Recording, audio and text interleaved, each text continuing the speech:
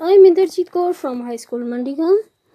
हमारी class 6 chapter new empires and kingdoms book है history की। तो आज हमारा ये लास्ट टॉपिक है इस चैप्टर का। इसके बाद हम क्वेश्चन आंसर्स करेंगे, टेक्सचुअल क्वेश्चंस करेंगे। तो आज का हमारा सब टॉपिक है ordinary people in the kingdom. आम लोग हम पढ़ते आए हैं किसके बारे में, पहले रूलर्स के बारे में, फिर इम्पोर्टेंट जो पावरफुल मैन होते थे उनके बारे में। तो आज हम जो ये हमारा ordinary people in the kingdoms, जो किंगडम्स में ऑर्डिनरी लोग होते थे उनके बारे में आज इस टॉपिक में है।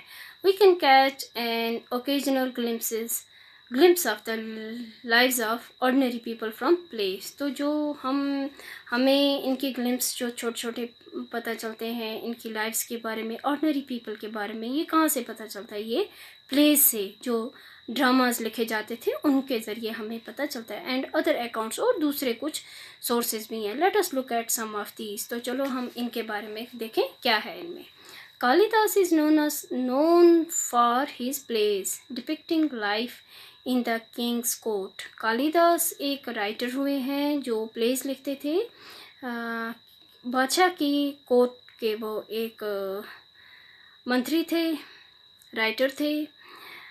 An interesting feature about these plays is that the king and most Brahmins are shown as speaking Sanskrit. तो इस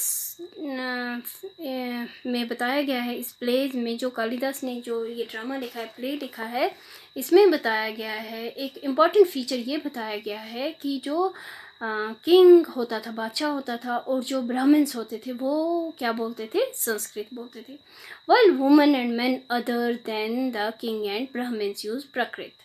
तो जो बादशाह और ब्राह्मण्स के अलावा जो दूसरे औरतें और मर्द होते थे, आम लोग होते थे, वो क्या बोलते थे? प्राकृत लैंग्वेज बोलते थे। हिज मोस्ट फेमस प्ले, तो जो ये कालिदास है इनका एक बहुत ही फेमस प्ले है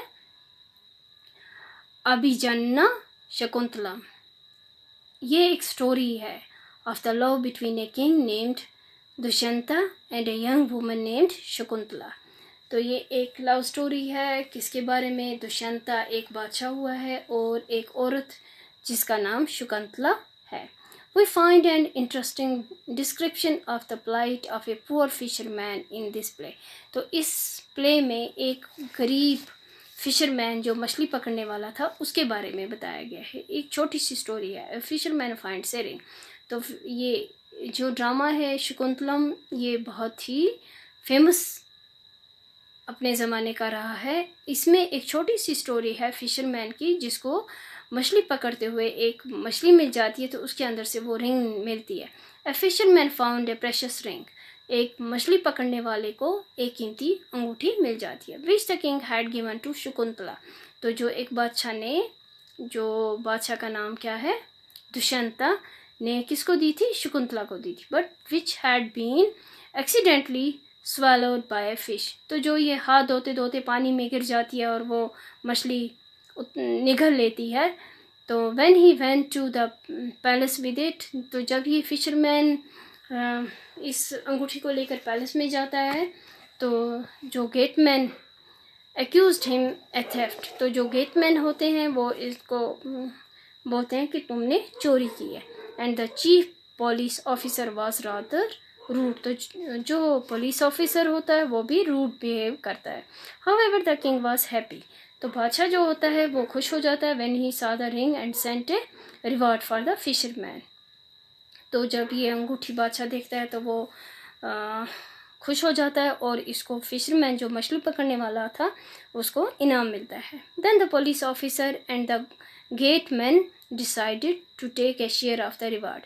तो ये करप्शन दिखाई गई है इस छोटी सी स्टोरी में। दिखाया गया कि उस ज़माने में भी करप्शन चलती थी।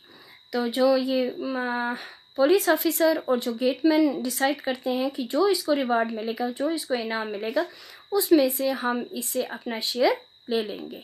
Along with the fisherman to have a drink and went along with the fisherman to have a drink. तो वो इसके साथ जाते हैं और पीने वीने लगते हैं। Do you think that if a poor man finds something and reports this to the police, he would be treated like this today? Name a famous man who taught in Prakrit and a king who issued inscriptions in Prakrit. Hint C chapter 6 and 7. ये कुछ खास नहीं है. The Chinese pilgrim Fa Yan noticed the plight.